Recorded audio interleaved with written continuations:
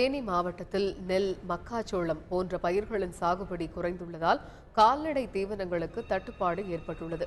முல்லைப் பெரியாறு அணையின் நீர்மட்டம் குறைந்ததாலும் பருவமழை போதிய அளவு பெய்யாததாலும் தேனி மாவட்டத்தில் இந்த ஆண்டு சாகுபடி குறைந்துள்ளது. இதனால் வைக்கோல், தட்டை போன்ற கால்நடை தீவனங்கள் குறைந்த அளவிலேயே உள்ளன. இந்த நிலையில் வெளி மாவட்டங்களைச் சேர்ந்த வியாபாரிகள் வைக்கோலை அதிக விலை கொடுத்து வாங்கி செல்கின்றனர்.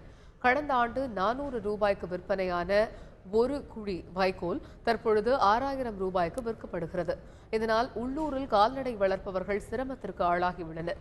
மேலும் பச்சை தீவனங்களும் அதிக அளவில் இல்லாததால் விவசாயத்திற்கு உறுதுணையாக இருக்கும் கால்நடைகளுக்கு உணவளிக்க முடியாத நிலை ஏற்பட்டுள்ளதாக அவர்கள் கவலை தெரிவித்துள்ளனர்.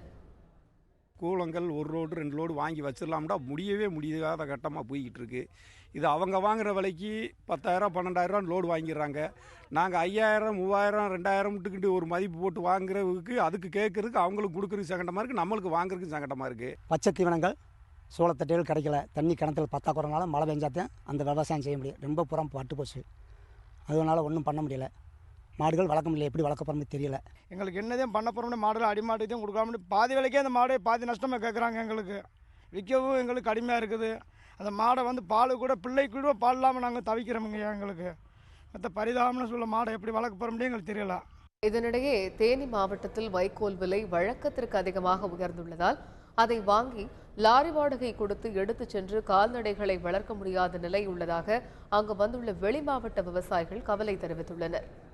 குழி 5 ரூபா 6 ரூபா மட்டும் போதுங்கிறாங்க. அதை வாங்கி அதை ஏற்றுறதுக்கு கட்டுறதுக்கு கூலி 2 ரூபா 3 ரூபா கொடுத்து வண்டி வாடகை கொடுத்து அதை கொண்டு போய் நாங்கள் அந்த மாட்டுக்கு போட்டு அதை மாட்டை கறந்து பாலை ஊற்றி கணக்கு பார்த்தா ஒன்றும் இதே பண்ண முடியாதாட்டு இருக்குதுங்க. இது என்ன பண்ணுறதுனே தெரியலைங்க.